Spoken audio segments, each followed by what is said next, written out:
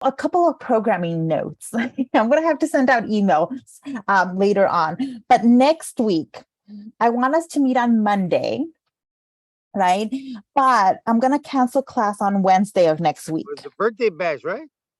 Oh, it is my birthday. But coincidentally, I always try to. I'm like, I could have just used that as an excuse. But the reason why I'm also going to cancel class on Wednesday is I usually, before a big project, I like to give the class at least one day off so that if you need that time to do things that you do it. And also because I don't want to do too much new material before you submit your video projects. The video projects are worth a significant chunk of your grade. So I want that to be the focus. On the other hand, we were scheduled to talk about Emmett Till that day, and we're still gonna have that discussion. We're just gonna have it in week 10. That is still an important discussion. So we will still discuss it. But so programming note, no class next Wednesday. I want to tell you ahead of time in case that you can plan ahead. And that way I can avoid a bunch of happy birthdays. Thank you, Crystal. Oh yeah, I love Libra season. I'm like, and I'm all about the like pumpkin Halloween stuff. But let's see. A few other programming notes. As I'm transferring more grades into Canvas is when people start to panic about their grades. Remember to communicate with me. Global Lyceum, it does not make it easy for you to submit late work, but it's workable. Just send me an email and don't be afraid to send me an email. I swear I'm not going to reply with an angry message of how dare you try to submit work late. One, that's just not my personality. And it's pointless when professors do that. So I'm very flexible. So I'm hoping that makes it easier to communicate with me on those things. There is, I've also, I'm over halfway grading the NAACP question from a couple of weeks ago. I went in and graded everyone's topics first. I wanted to see the topics you're all going to be doing your videos on. So if you didn't tell me, just go in and tell me now. But on the NAACP and health question, right? Let me pull it up. A lot of people are losing points on that one, right? And I'm trying to be fair on it. The key things that people are missing on the first one, right, is who's left out of things like the work the NAACP was doing. And the key there is that the NAACP was largely a middle-class organization. Right? They are focused at that time, right, on African-American issues, but those laws benefit everyone, right? Like when they are dismantling segregation, that is helping everyone all over the country. So it's helping Latinos, Asian Americans, Native Americans, even though the center is issued around African Americans. But poor Black people were feeling left out because it tended to be a middle and upper class Black organization. Right? In addition, we talked about how the NAACP was welcoming of white people. So white membership was encouraged. And that also didn't sit well with some people within the African-American community that thought they should, white people have plenty of other things that this should be a Black organization. So we're going to see that, especially when we talk about Martin Luther King Jr. and then the Black Power movement, why there's a need for the splintering that we're going to see occur. So I wanted to see that in that particular answer. And then for the second one, I wanted to see something about like the cases we talked about, like the discrimination against Asian Americans and Mexicans in California, right? That Chinatown was seen as the dirty spot. And we talked about how, okay, there was pretty dirty, but it was not because Chinese immigrants were disease-ridden, like white people like to argue. It was because of infrastructure issues. The city didn't put in sewage in there. There was no money being sent to help Chinatown. So it was being ignored. And that's why there were health issues in Chinatown. And then for Mexican communities in California, there were also the stereotype of Mexicans being dirty. Well, it was because there was no, like in camps for workers, for field workers, for example, there was no running water. How are people supposed to get clean if you don't have running water? Right. So again, it was a very racist way of approaching health, public health, right? The idea of diseases. And we know like public health is important. There are diseases that we can transmit, like the cold and the flu, just by being around each other. And so what one of us does ends up affecting a lot of us if we're touching the same things, not washing our hands, not doing these things. But if you approach it through a racist perspective, you're not going to actually solve the problem, right? The problem is not people's racial and ethnic backgrounds, is the actual approach to it. We're going to keep coming back to that issue because we're going to see it pop up over and over again, right? A lot of you talked about how we still see this going on, the case of like COVID-19 and people blaming all Asian Americans for it, right? Like it wasn't because the attacks on Asian Americans haven't just been Chinese Americans that have been attacked and blamed for COVID. It ends up being like everybody in the group, and it's highly racist. Right. So that's what I was looking for in those questions. Anybody that submitted after 10 p.m., I'm still grading those, but I will finish those today. You guys are my last of some of these older assignments that I haven't graded. So that's the priority. If anybody though wants to see what a good answer on these questions is, you send me a message. I'm happy to meet or to send you an example of what because some of you had really great answers. Actually, I was quite impressed with people who had great answers because the great ones were like really great. Okay, let's get back to the topics over here.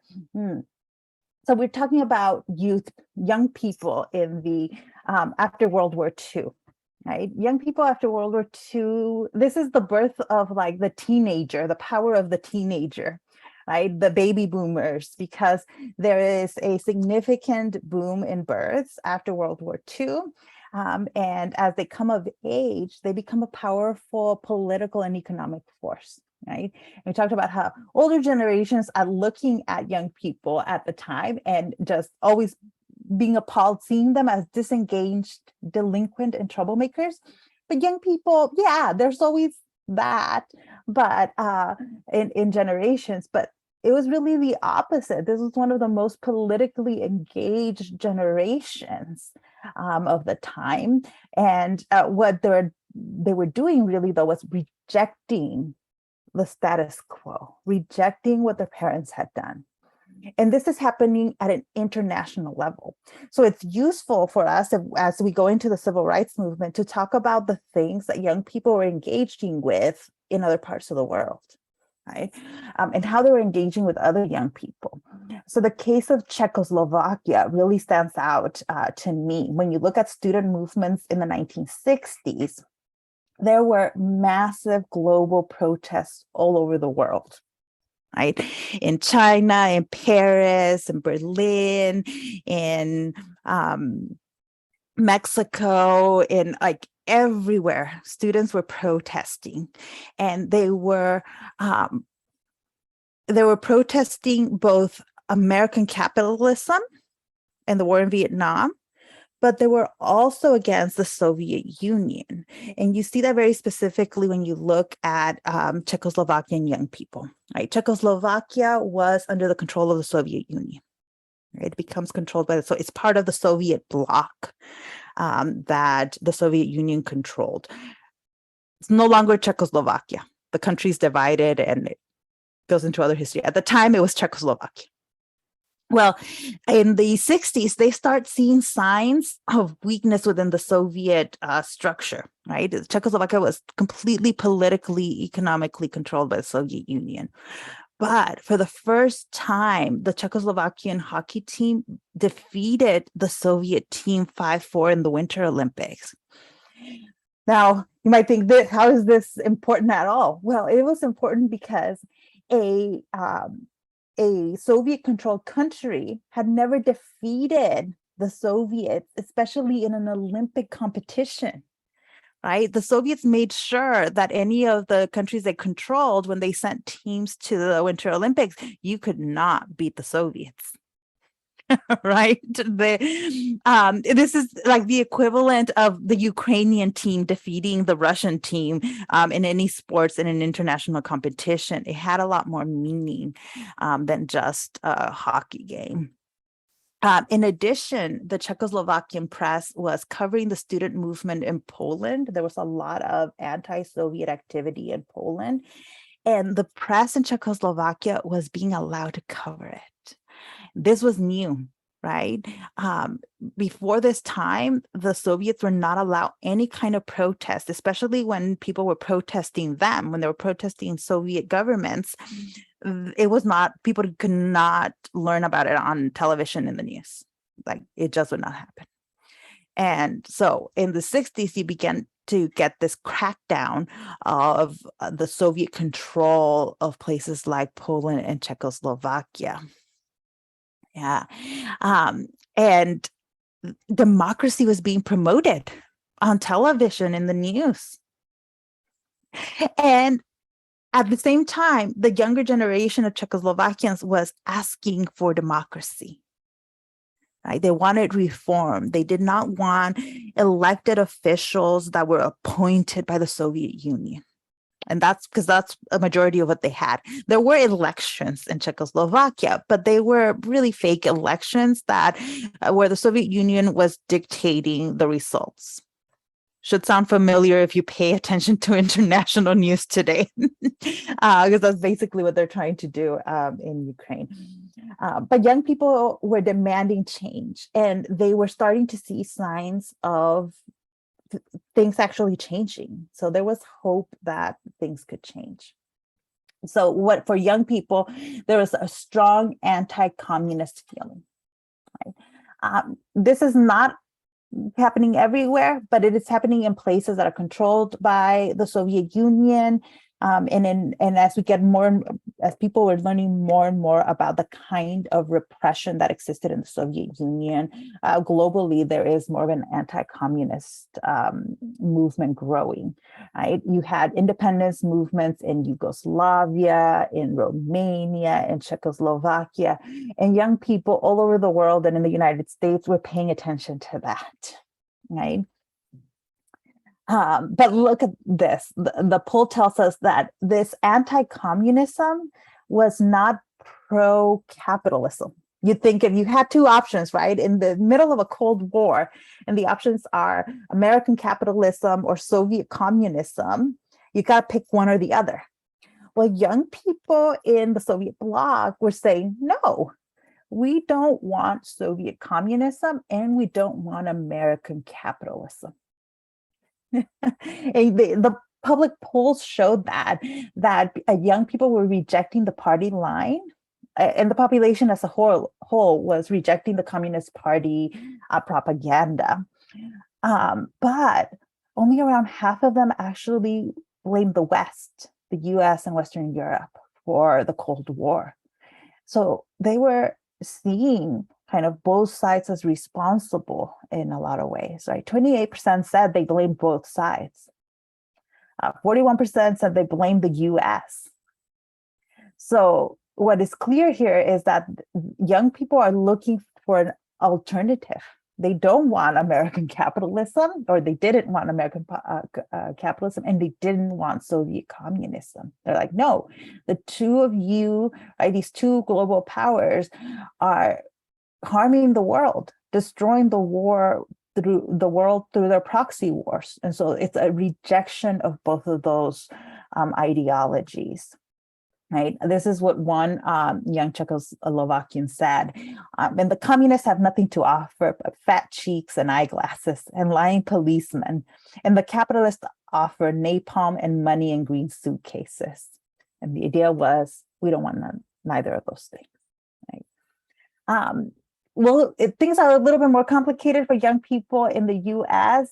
Their style, communism doesn't look so bad given the kind of oppression that young Black and brown people were living in the U.S. But in other places of the world, there was definitely a rejection of both of those things. However, the Soviet Union was allowing certain concessions. It was allowing certain things to happen. There was no way they would accept Czechoslovakian independence, right? And when it looks like the Czechoslovakians are going too far, what does the Soviet Union do? They send troops. Soviet troops begin to be positioned all around Czechoslovakia, right?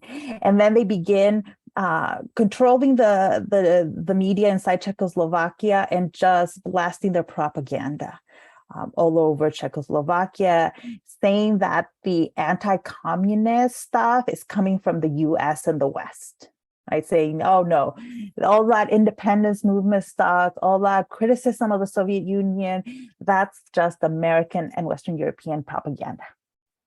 Well, people knew the truth. They knew it was not propaganda because one, the amount of American media and propaganda that they're receiving was very limited. But the Soviet Union, then as they're preparing, right, this propaganda campaigns always happen right before an invasion as a way to justify the invasion. So in June of 1968, Soviet troops began coming into Czechoslovakia with the excuse that they are doing like practice maneuvers. They're just practicing. But then once they enter Czechoslovakia, the Soviet troops refused to leave, right? The Czech government at the time, the Czechoslovakian government, demands that the Soviet troops leave, right? And initially the Soviets they're trying to no, we can't leave. We have flat tires. We can't leave with flat tires. Like they were really coming up with excuses like that, or fuel. We don't have enough fuel. They had enough fuel. They're making up excuses to not pull their troops out. But eventually, the Soviets pull their troops out of Czechoslovakia, right? Because the Czechoslovakian government had the support of their people, and they're demanding. They are negotiating from a strong place with the Soviet Union, and they're able to get the Soviets to pull their armies out of Czechoslovakia. So this is going to be a great story, right? Go Czechoslovakia. Never that simple when you're talking about the Soviets, because without much preparation, without people knowing what was going to happen in 1968, the Soviets all of a sudden start invading Czechoslovakia. So this is not we're coming in to do maneuvers. This is not no excuses. This is an invasion of Czechoslovakia, right? And students, people began going out to the streets trying to stop the Soviet tanks from destroying their homes and from taking over Czechoslovakia.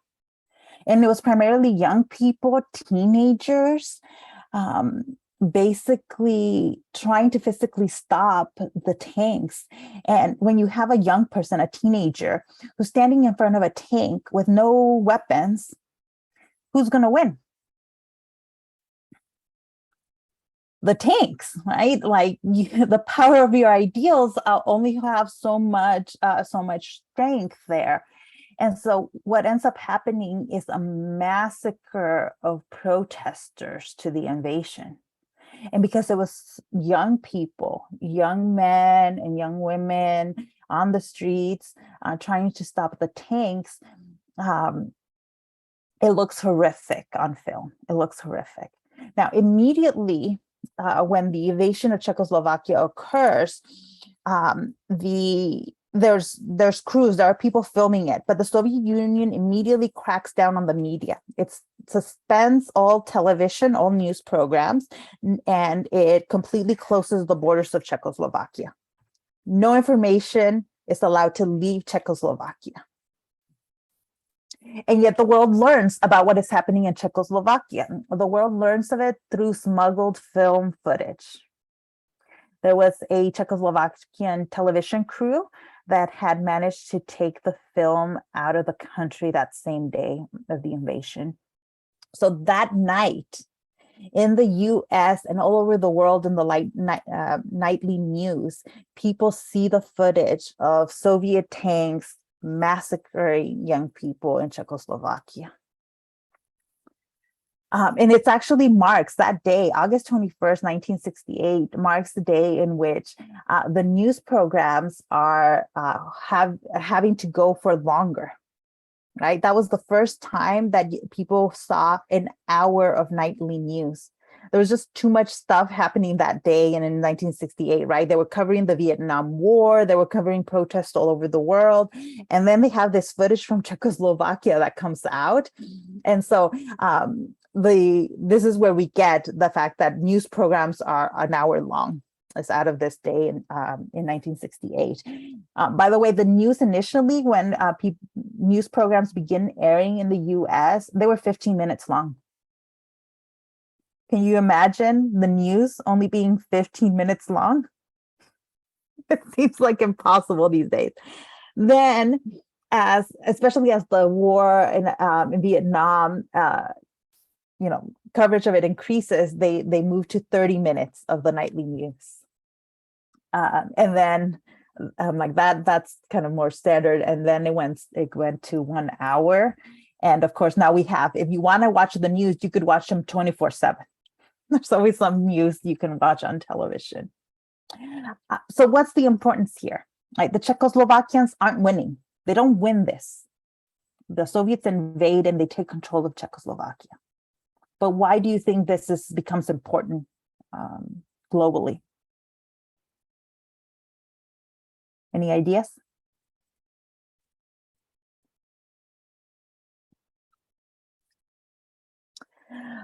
Oh, someone's putting it in the chat. Empowering. It's extremely empowering for young people, even though Czechoslovakians are not winning, to see young people willing to die for what they believe in, willing to die to maintain freedom in their country. They're not winning, but very importantly, when the world sees the footage of the Soviet tanks massacring young people, they support the Czechoslovakians. The world, public opinion all over the world favors the Czechoslovakians, and it puts a lot of pressure on the Soviet Union to continue loosening things up. And although they don't get their independence at this point, the country will gain its independence, right? This is part of that, like, beginning of the end for the Soviet Union, right?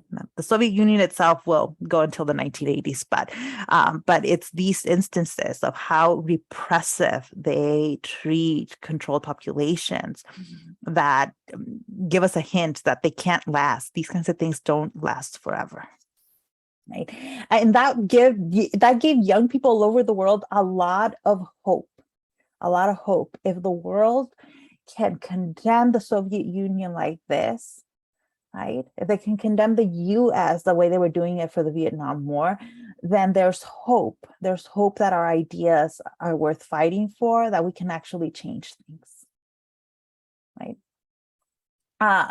That same year, 1968 is a really important year all over the world. Just that year alone, 1968.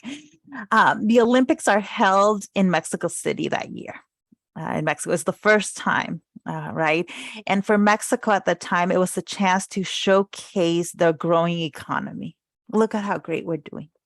Even though Mexico at this time was really under a one-party rule, there was really only one party that had been elected. Even though the presidents changed, it was still one party. PRI is what the initials are. So this is their chance to host the Olympics, showcase themselves to the world. But they're dealing with a lot of social unrest within Mexico. Young people are rebelling against the party, against the PRI. They're asking, demanding that the party loosen its control and that it be open about what it's doing. They're demanding the end of corruption and a better economic situation for poor people in Mexico. Because in Mexico, there was growing inequality in the 60s, where there was a lot of economic gains, but all the money was being made by a small group of people at the top. So the majority of Mexicans were not benefiting from the economic growth that Mexico was seeing. So young people began protesting the government, and they knew they have to listen to us because they're about to host a large international event, the Olympics. And in the months leading up to the Olympics, almost every day there was a protest somewhere in Mexico. I mean, there was protest almost every day in Mexico City, in the capital. Right? Every day, students protesting, demanding change from the Mexican government. Now, for the U.S., the '68 Olympics are a big deal because this is the Olympics in which two athletes make the Black Power sign in it. But the Olympics themselves, whether or not the Americans were going to participate, was a big question mark, because there was a movement in the United States to boycott the Olympics, for Black athletes to boycott the Olympics. And this was organized by Black athletes. They said, no, if the US is unwilling to end segregation, if it's unwilling to hear our concerns and make changes, right? If Black people are being oppressed in the United States, why should we go to the Olympics and win medals for this country? I said, no. And they are also demanding that a lot of racist practices within the Olympic Committee be changed. Right? The guy in charge of the U.S. Olympic Committee was very racist. And so athletes were demanding that he be fired and replaced. And they were making a political statement, right? We'll get more into this later on, into the politics of all of this. But who else knows this story? Can you tell us what happens? How we get to the Black Power fist, right, being made at the Olympics, and what the result of that is. I know you all know this. This has been a big deal.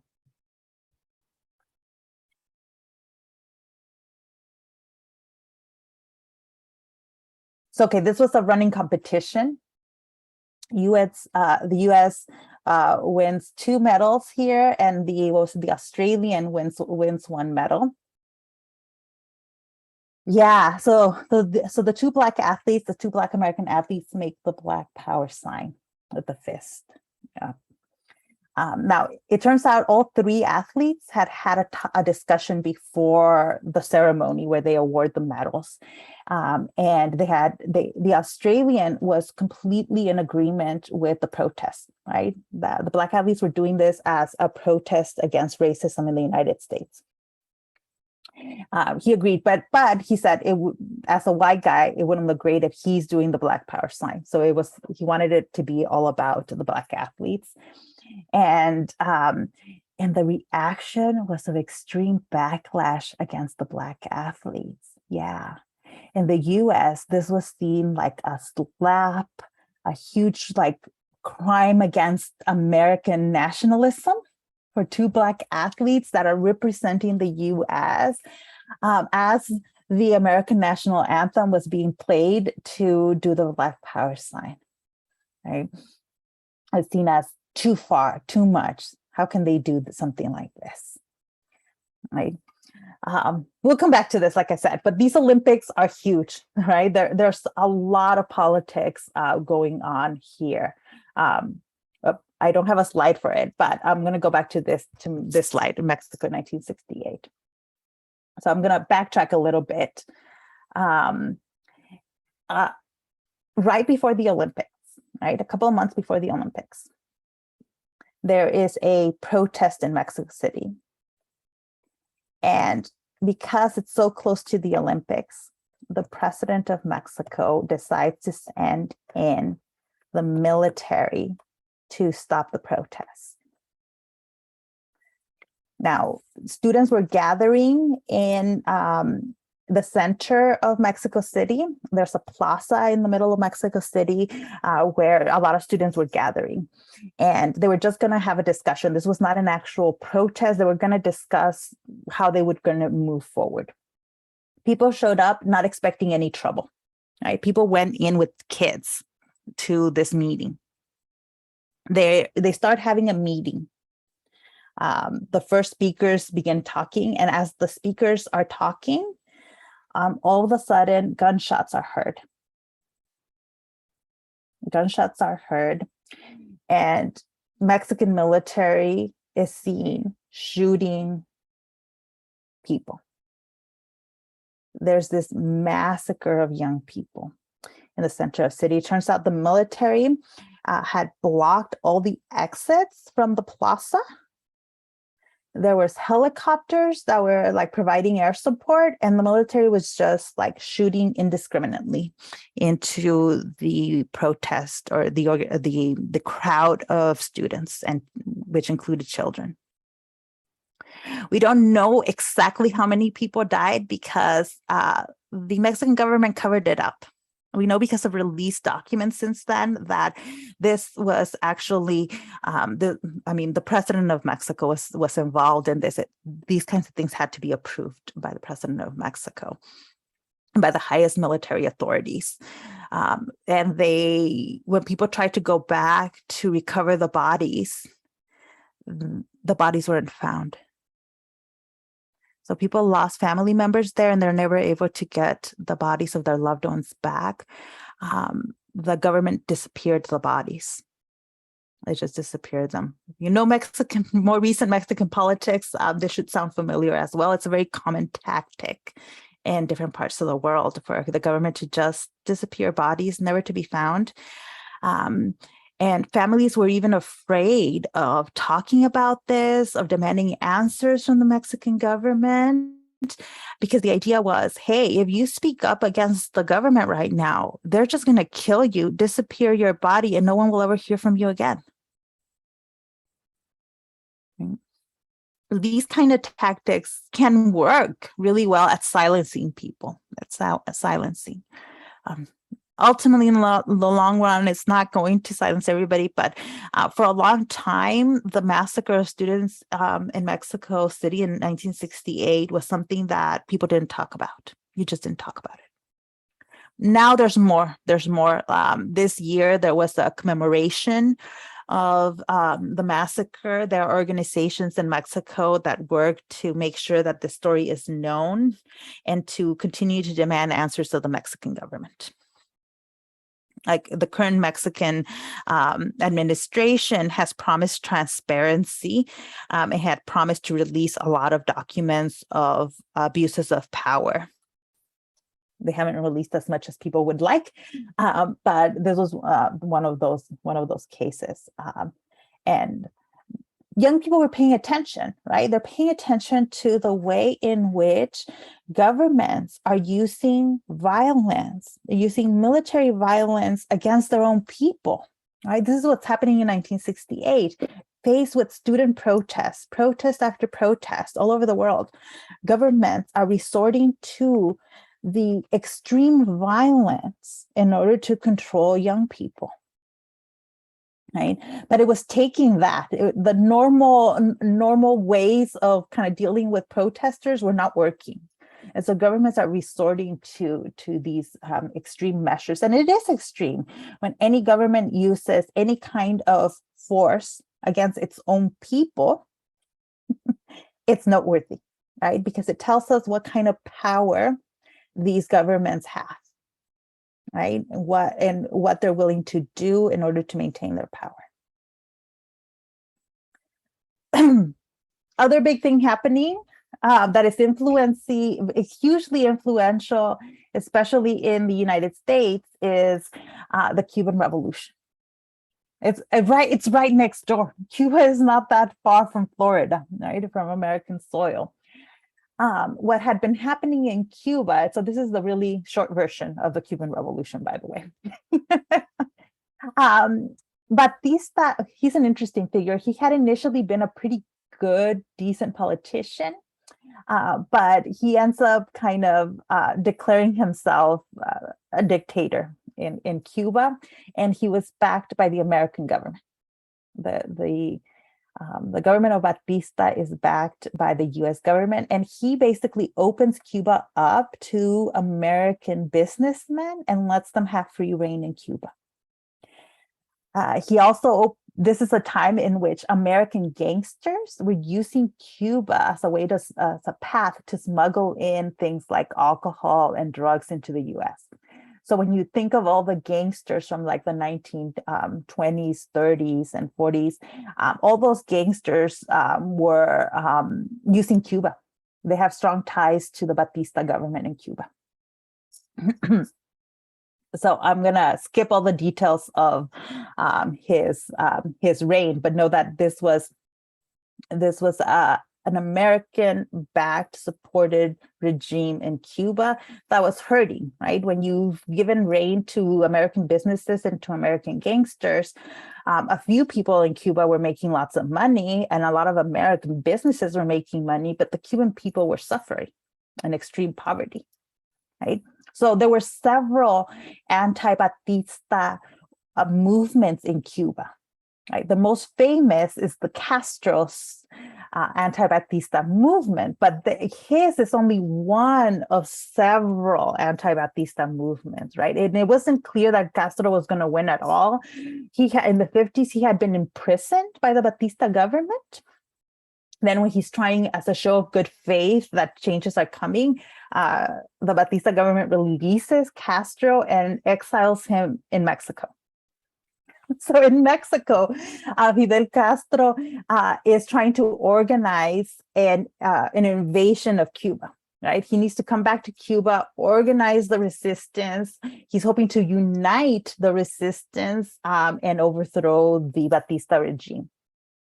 Well, Castro has kind of the cachet, the legitimacy in Cuba, but he doesn't have all the smarts. He doesn't have all the smarts on how to do this. So it's actually the combination of Castro and Che Guevara that are going to be really powerful, because Che Guevara was an intellectual, and he understood how to talk about revolution and how to bring people together. Right? He was a man with an ideology, but not a revolution, right? Che Guevara was Argentinian, and there was no revolutionary movement in Argentina at the time. So he's in search of a cause, right? He wants something to fight for. And so when the two of them meet in Mexico City, it's like an ideal match. They have the smarts now and the know-how of how to fight this revolution. So from Mexico, Castro and Che Guevara are organizing a revolution, right? They have people on the ground in Cuba, and then exiles that are going to be taken to Cuba via vote, including Castro and Che and a bunch of the other leaders of that part of the revolution. So they get on a boat, make it to Cuba. There was the Granma landing. At the same time, there's other uprisings, there's other revolutionary movements in Cuba, right? Initially, things don't go well for Castro, right? They're driven into the mountains.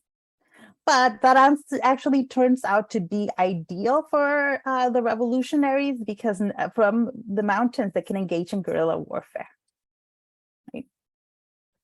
As that is happening, there's also a general strike in Cuba organized by workers, right? And all of a sudden, not all of a sudden, this takes a long time, but things come together as Castro's forces begin moving into Havana. other groups begin also moving towards Havana, it becomes clear that that Batista's government is going to end, right? Um, and it does, right? It happens on New Year's Eve. Batista flees Cuba as the revolutionary forces enter Havana. And January 2nd, Castro marches into Santiago. One of his leaders, Cienfuegos, was already in Havana. Che Guevara was in Santa Clara. So they hold a lot of the big cities in Cuba, and they are now going to be in charge of establishing a new government in Cuba. I told you this was going to be really fast. And just as a quick aside, just a quick note, it was not clear that Castro was going to establish a communist regime. Castro was not particularly devoted to any ideology. He wasn't a strong communist before he establishes his regime. But he will do that. And this is important because Che Guevara becomes a revolutionary idol for young people all over the world. In him, they see somebody who has a very clear ideology, right? Che Guevara had a clear ideology, and he talks kind of truth to power in a lot of settings, right? He comes to the UN in New York and issues a speech that just completely trash talks the US. But he was also right. He's talking about American hypocrisy, about this fight for democracy, while not allowing people to make their own decisions and not allowing democratic governments to that are anti-American to exist. And that speaks to young people in the US to a significant degree, right? Why are young people in the US going to be interested in this Argentinian revolutionary who is helping to establish a communist regime in Cuba? I mean, why would young people care about this guy? They still do. I still see his shirts everywhere. Which I'm like, this kind of goes against his message, but okay. I mean, he's known as the #1 guerrilla fighter in the world. And he, like you said, he had the smarts. There's no doubt about that. Extremely smart. And through guerrilla warfare, right? Revolutionary movements all over the world are showing how you can effectively fight a superior army. And it was working, right? It works. He also like puts words, right, to people's feelings, things that people had felt for a really long time, critiques of the US, critiques of capitalism, and he words it in a way that it's perfectly clear and makes sense, and so people pay attention. He's also calling for dramatic change, and that speaks to young people and exactly what they want.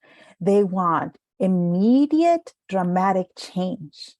Right? For a lot of young, more radical people, they don't want any just reform. They don't want small incremental changes. They want immediate total change. And that's what Che Guevara had now shown that he could do, right? That he could do. So he's especially important within the Black Power movement. He's one of their heroes, one of the heroes of the Black Power movement, the Brown Power movement as well, because he's also like, here's this guy from Latin America, right? Showing how this is possible, right? Now, within the Cuban American community, there's a very different approach to him. If you ever want to get into an argument with someone, talk about how much you love Che Guevara to a Cuban American, and chances are they will not agree with you, because amongst Cuban American populations, he's a murderer, somebody who killed lots of people, right? But I will stop here. The point here is hopefully to see how setting up the ways in which the American movements are going to be drawing and borrowing and using ideas from all over the world. They're not just interested in what's happening in the US, they're looking at what's happening in Cuba, what's happening in Mexico and Czechoslovakia, in Poland, in Paris, in China, everywhere. So these are just a few examples from all over the world about things that are happening. And in the 60s, it was like, it felt like a buildup. It felt, if people describe a kind of energy that existed where it felt like something big is happening and it's a chance for dramatic change.